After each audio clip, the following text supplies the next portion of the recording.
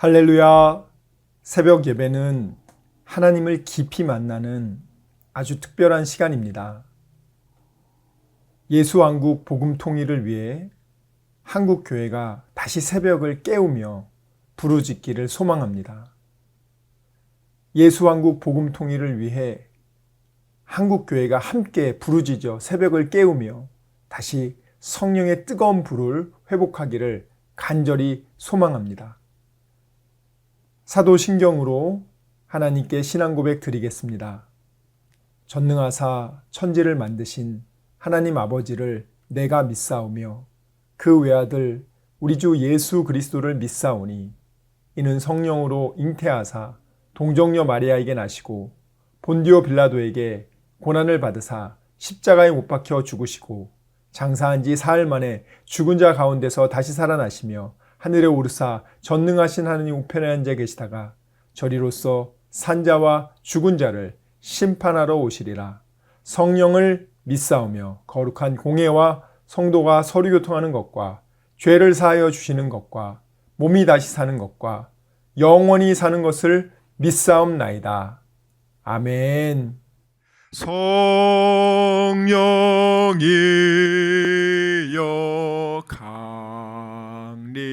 강림하사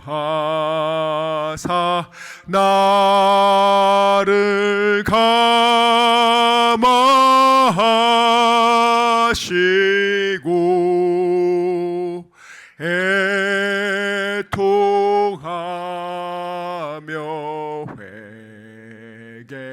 회개하마 충만하게 하소서. 예수여 비오니 나의 기도 들으사 애통하며 회개하마 충만하게 하소서. 성령이여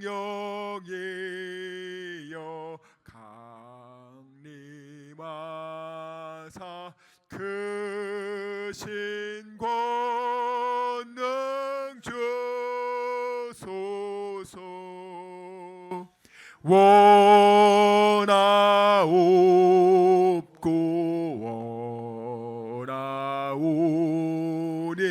충만하게 하소서. 예수여 비오니 나의 기도 들으사 애통하고 회개하마 충만하게 하소서. 힘이 없고 연약하나 엎드려서 비오니 성령 강림하옵소서.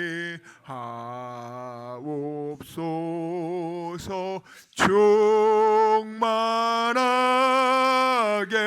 하소서. 예수여 비오니 나의 기도 들으사 애통하며 회개하마 충만하게 하소서.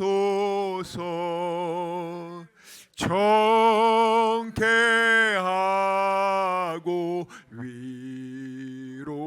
위로하사 복을 받게 하소서.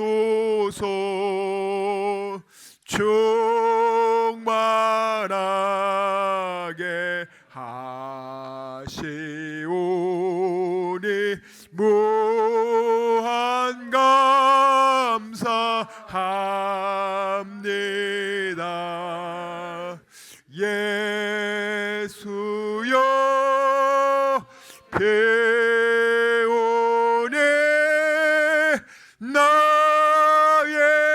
나에게도 들으사 애통하며 회개하마 충만하게 하소서. 아멘. 오늘 우리에게 주신 하나님 말씀은 히브리서 12장 5절에서 13절까지 말씀입니다. 히브리서 12장 5절에서 13절까지 말씀 함께 읽겠습니다. 히브리서 12장 5절에서 13절까지 말씀 함께 읽겠습니다. 읽습니다. 시작. 또 아들들에게 권하는 것 같이 너희에게 권면하신 말씀도 잊었도다. 일러스되 내 아들아 주의 징계하심을 경히 여기지 말며 그에게 꾸지람을 받을 때에 낙심하지 말라.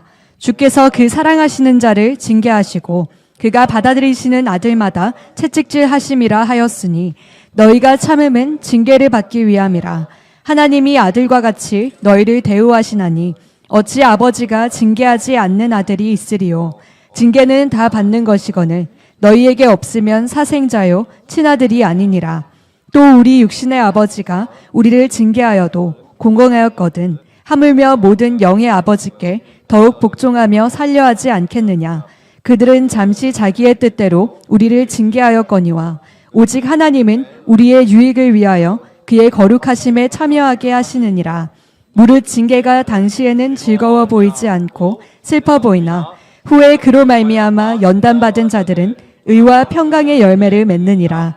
그러므로 피곤한 손과 연약한 무릎을 일으켜 세우고 너희 발을 위하여 곧은 길을 만들어 저는 다리로 하여금 어그러지지 않고 고침을 받게 하라. 아멘. 자, 여기 보면은 여러분이 보는 성경 표준 그냥 개역 개정에는 이렇게 나와 있어요. 또 아들들에게 권하는 것 같이 너희에게 권면하신 말씀도 잊었도다. 일러스되 내 아들아 주의 징계하심을 경히 여기지 말며 그에게 꾸지람을 받을 때 낙심하지 말라. 너희에게 권면하신 말씀을 잊었도다. 이렇게 나왔는데 이것이 표준 세번역에 보면은 좀 더 원어에 가깝게 나왔어요. 여러분은 하나님께서 여러분을 향하여 자녀에게 말하듯이 하신 이 권면을 잊었습니다. 이 권면을 잊었습니다. 이걸 원어로 다시 설명해주면 여러분이 누구냐면 하나님의 아들, 딸처럼 대해서 하나님이 권면하는 거예요. 여러분들이 사람들에게 어떤 권면을 할 때 아무나 권면을 할 수 없어요. 정말 여러분을 너무너무 사랑해서 누군가 여러분에게 권면해 준다면 여러분은 그분을 정말 소중히 여겨야 돼요. 이젠 권면을 안 해준단 말이에요. 권면을 했을 때 대부분 사람들이 듣기 싫어해서 관계가 깨질 것을 우려해서 권면하지 않고 그냥 대충 넘어가요. 아유, 저 사람 저렇게 하면 안 될 텐데 안타까움은 있지만 괜히 말했다가 저 사람이 오해해서 싫어하면 어떡할까 해서 말을 안 해요. 자, 그런데 부모님은 자식이 정말 잘못된 길로 가면 부모님은 자식들한테 쓴소리를 해줘요. 근데 그것이 사실은 너무나 그에게 소중한 얘기지만 어떨 때는 자식들이 들을 때 부모님 얘기가 그게 맞는 얘기야. 그런데도 너무 듣기가 싫어. 들을 때 너무 힘들어. 내 잘못을 인정하기가 너무 싫어. 내가 나를 사랑해서 그 얘기 해주는 건 알고 그 얘기가 좋은 얘기인 것도 알겠는데 들을 때 마음이 막 괴로워. 나를 왠지 뭐라 하는 것 같고 기분 나빠요. 그런데 부모님이니까 여러분을 너무 사랑해서 여러분이 더 그렇게 하면 안 된다고 생각하기 때문에 여러분에게 그 얘기를 해주는 거죠. 자, 그런데 오늘 성경에 보면 부모님은 여러분에게 권면을 해줄 때요, 부모님이 볼 때 부모님의 입장에서 최선이라고 하는 것을 권면해 준다는 거예요. 지금 우리를 위해서 오늘 권면을 해주셨어요. 근데 이 권면은 저와 여러분을 위해서 최고의 권면이에요. 근데 그 권면이 뭔가 오늘 그 얘기를 해주시는 거예요. 자, 그런데 하나님은 이 권면을 해줄 때 부모가 자식이 잘 되라고 때로는 채찍질 할 때도 있어요. 말을 했는데 잘 안 들어. 좋게 얘기해 줬는데 안 들어. 그러면 좀 더 목소리가 올라가. 톤이 좀 올라가. 다음엔 이렇게 얘기해. 야, 너 또 이렇게 하면은 아빠가, 엄마가 너 한 대 때릴 거야. 너 맞는 거 원하지 않으니까 제발 이거 고쳤으면 좋겠다. 그렇게 얘기를 해주면 정말 부모님이 때리는 게 목적이 아니라 그 아이가 고치는 걸 바라는 거거든요. 그 아이가 정말 고쳐서 잘 되길 바라는데. 그래서 하나님도 마찬가지예요. 6절에 보면 하나님께서는 사랑하는 사람을 훈련시키고 자녀로 받아들이는 자마다 채찍질 하신다. 그 왜 그렇게 하냐? 우리의 유익을 위해서 그렇게 한단 말이에요. 자, 7절 말씀에 보면은 그 훈련이 사실은 여러분 고대죠. 여러분 국가대표 선수들 훈련하는 거 보세요. 얼마나 반복적인 훈련. 그거 뭐 그렇게까지 해야 되나? 하지만 태릉 선수촌이나 이렇게 선수촌에 가면 진짜 열심히 훈련하시더라고요. 근데 하나님이 우리를 정말 하나님의 자녀로서 하나님이 주신 복을 누리고 이 땅에서 여러분에게 주신 그 귀한 것들을 감당하기 위한, 여러분 돈을 갑자기 여러분한테 1조를 주면 여러분들이 감당할 수가 없어요. 그걸 감당할 수 있는 만큼의 무게, 그 무게를 견딜 수 있을 만큼의 그릇을 만들어야지, 갑자기 여러분들 그릇에 너무 많은 걸 주면 그 그릇이 깨진단 말이에요. 근데 하나님이 지금 여러분에게, 하나님이 부모처럼 여러분을 훈련시키고, 자, 너희들이 받는 그 훈련이 쉽진 않아. 고통스러울 거야. 그런데 그것을 너희들이 참고 인내해야 돼. 왜냐하면 그것이 너희를 위한 거기 때문에. 그럼 그 권면이 뭐냐? 첫 번째, 너 지금 믿음의 경주를 하고 있는데 하나님, 이 사단이, 약한 영이 네가 하나님 아들, 딸로서 이렇게 하나님이 주신 복을 받고 믿음을 지키는 것을 싫어해. 귀신, 악한 영, 사탄은 세 가지를 한다 그랬어요. 도적질, 마음에 있는 평안을 훔쳐가고요, 건강을 훔쳐가고요, 물질을 훔쳐가고요, 사람들 사이의 관계, 좋은 관계를 훔치고 깨고 이간질시키고, 그런 다음에 어떻게 해요? 그 영혼을 죽여요. 그리고 그 영혼을 한 명 죽이는 게 아니라 그 가족을 몰살시키는 게 사탄이 하는 일이 요 세 가지입니다. 이거 꼭 기억해 두셔야 돼요. 귀신은요, 절대로 처음에는 뭔가 도움을 얻는 것처럼 보이지만 정말 끝이 안 좋아요. 여러분들 무당들이 굉장히 화려한 무당들 많거든요. 지금 뭐 신사동이나 이렇게 가로수길에 빌딩 몇 개 갖고 있는 무당들 있어요. 여자 무당들 요즘 막 엄청 명품으로 치장하고. 근데 그 사람들 겉으로 보면 되게 화려하죠. 영혼이 귀신한테 너무너무 시달려요.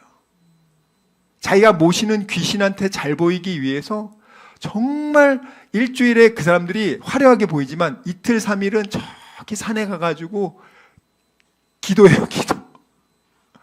아주 귀신에게 지극정성을 다한단 말이에요. 그런데도 그 귀신이 굉장히 교활하고 변덕이 죽을 듯하고 정말 얘를, 사람을 정말 진을 다 빼게 한단 말이에요.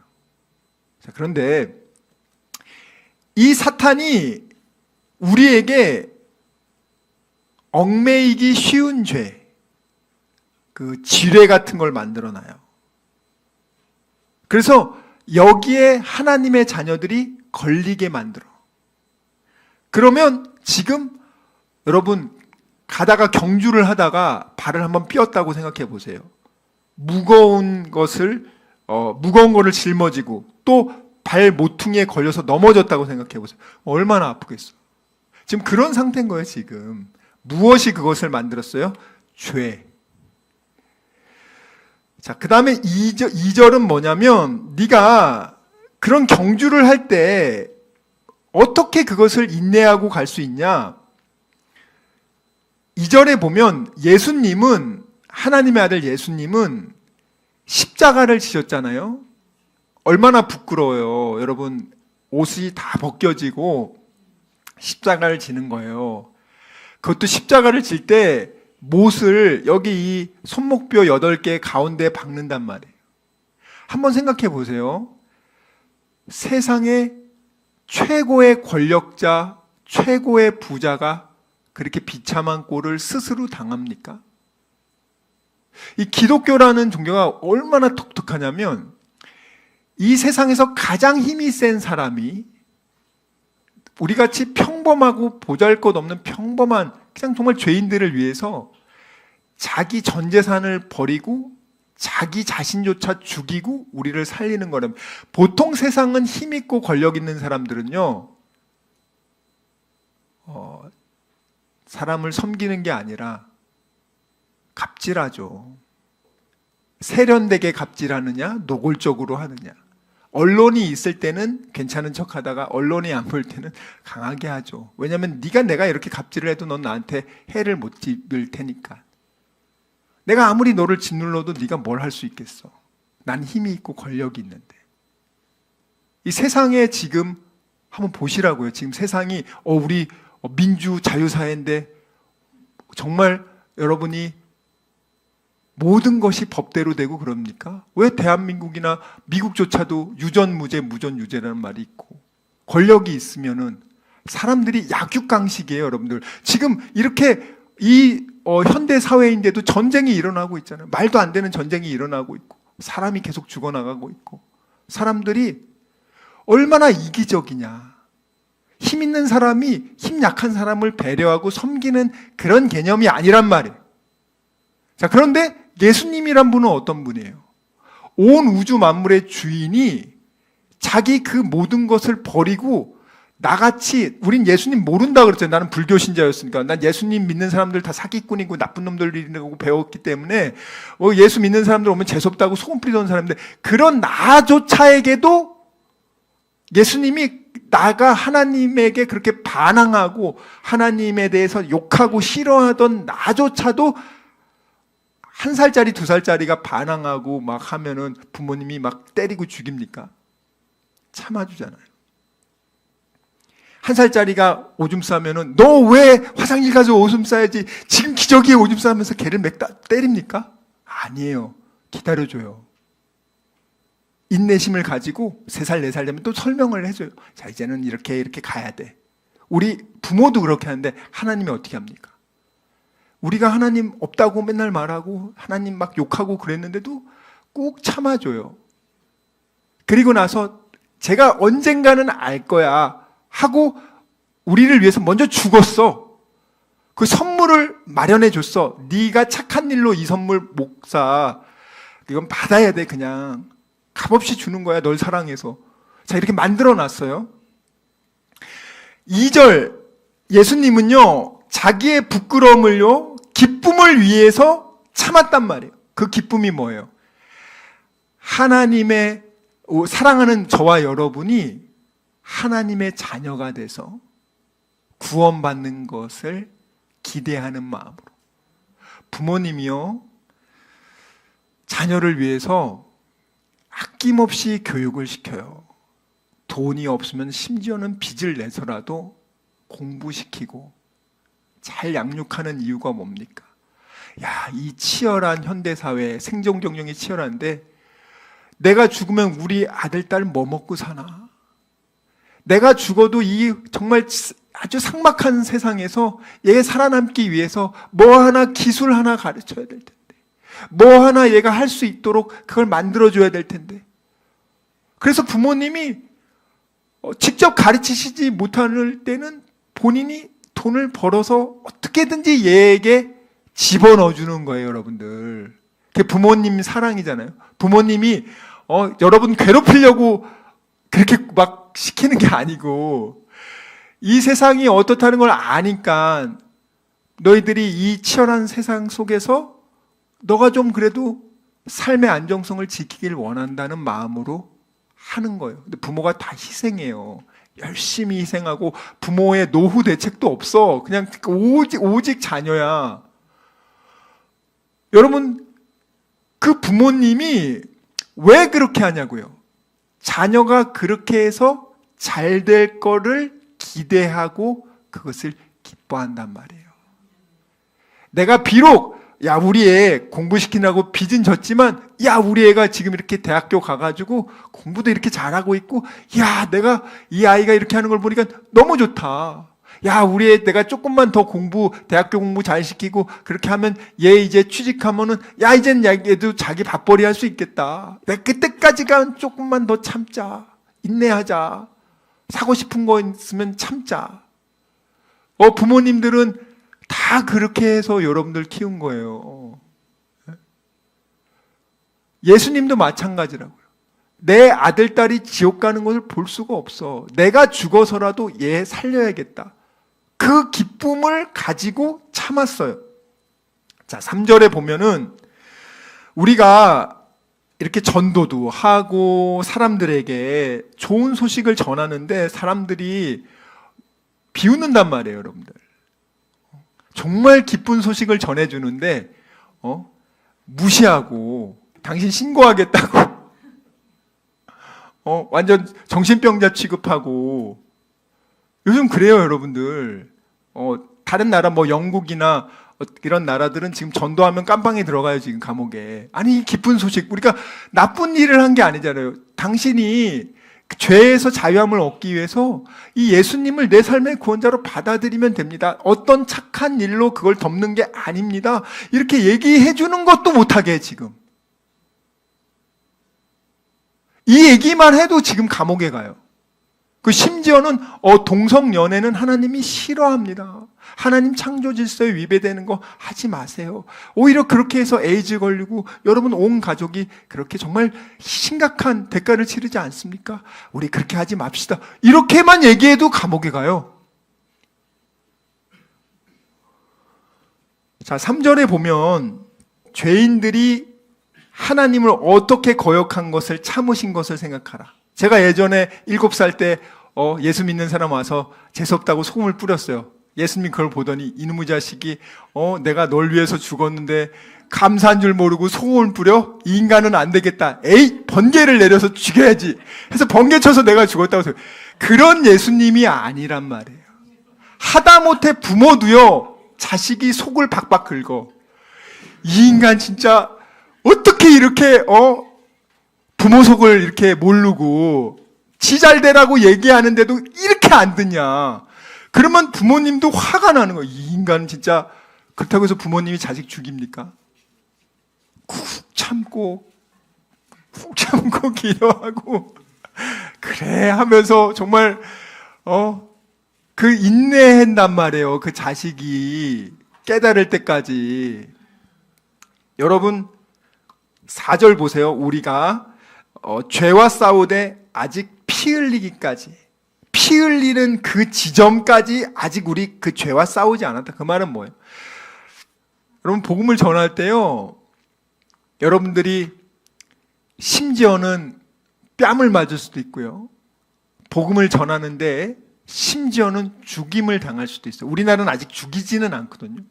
그렇지만 인도나 저 이슬람 쪽에서는 내가 복음을 전하는 즉시 죽임을 당하는 경우가 허다해요. 호주 선교사님 자녀가 인도에서 복음을 전하는데 그 인도의 그 사람들이 호주 선교사님 자녀들하고 그 차에 탄 순간 그 문을 그냥 잠가버리고 못 나오게 하고 휘발유를 끼얹어서 불태워 죽였어요.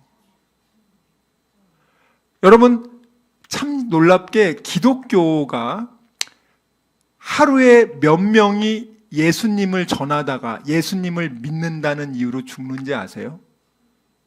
하루에 300명이 넘어요. 종교학과에서 저는 종교학과를 졸업했잖아요. 그게 너무 놀라운 거예요. 아니 왜 꼭 예수만 믿어야 돼? 모든 종교 뭐든지 열심히 하다 보면 결국엔 좋은 데 가는 거야. 이렇게 가르치거든요. 그런데 종교학자 입장에서 보면은 아니 지 목숨을 왜 버리냐 이 말이에요.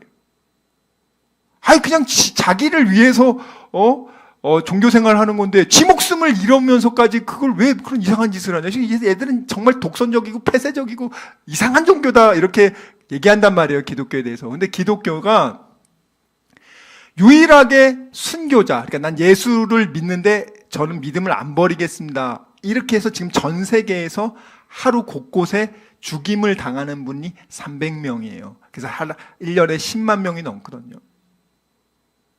우리나라도 예전에 조선시대 때 예수님 믿으면 다 죽었어요. 근데 왜 그 사람들은 신앙을 안 버릴까? 진짜 하나님이 있다는 걸 경험했기 때문에 그래요. 진짜 하나님 나라가 있구나. 자, 그러면 기독교라는 종교는요, 그래요. 죽으면 나 천국 가는 거 그건 알겠어요. 근데 나는 천국과 지옥이 있는지 잘 모르겠는데요. 나에게 무슨 매력이 있는데요? 내가 하나님 믿으면 솔직히 뭐가 좋은데요? 하다못해 귀신은요, 내가 500만 원이든 1000만이든 돈 내면 돈값을 해준단 말이에요. 뭐 이렇게 부적을 써주든 아니면은 누구를 그냥 괴롭히는 굿을 해주든 뭔가를 해준단 말이에요. 근데 왜 하나님은 독특해. 야, 너는 이제 하나님 자녀가 됐으니까 하나님 자녀답게 살아야 돼. 쉽게 말해서 넌 이제 고아였다가 세계 최고 재벌 아들딸이 됐으니까 예전처럼 고아처럼 막 훔치고 막 그렇게 사는 게 아니라 이제는 누리는 법, 하나님이 주시는 것을 잘 너가 누리는 법을 배우면서 살아야 돼. 이걸 가르쳐 주는 거예요. 시간 말씀을 생각하며 기도하기 원합니다. 주여 아버지, 정말 저희들의 믿음 없음을 용서하여 주시고 믿지 않고 느끼려고 했던 것을 용서해 주시고 아버지 감정에 휘둘리지 않게 해주시고 이제는 어린 아기의 신앙을 벗어나 믿음으로 약속의 말씀을 믿고 순종하는 그리스도의 장성한 일꾼 되게 하여 주시옵소서. 우리 이 시간 말씀을 생각하며 전심으로 기도합시다. 주여, 주여, 주여 아버지.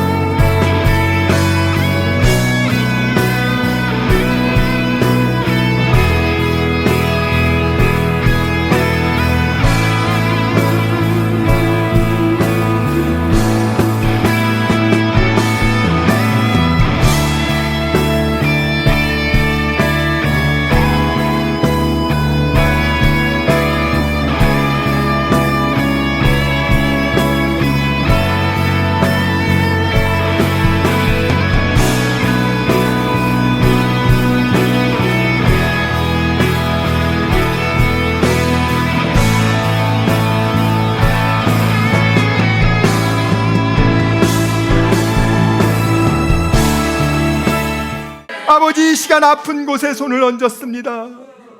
아버지, 병든 곳에 손을 얹었습니다. 여러 가지 문제가 있는 분들은 가슴에 손을 얹었습니다. 주님 아시지 않습니까? 수고하고 무거운 짐진 자들아 다 내게로 오라. 내가 너희를 편히 쉬게 하리라. 우리 주님 약속하셨습니다. 감사함으로 하나님께 기도합니다. 주여, 세상이 알지 못하는 평안함으로 우리의 생각과 마음을 지켜주시고 문제를 주님께서 해결하여 주시옵소서. 아버지, 병든 곳에 손을 얹어 싸우니 이 시간 예수의 이름으로 명하노니 치료될지어다. 그가 채찍을 당함으로 우리가 나음을 입었도다. 우리는 믿습니다.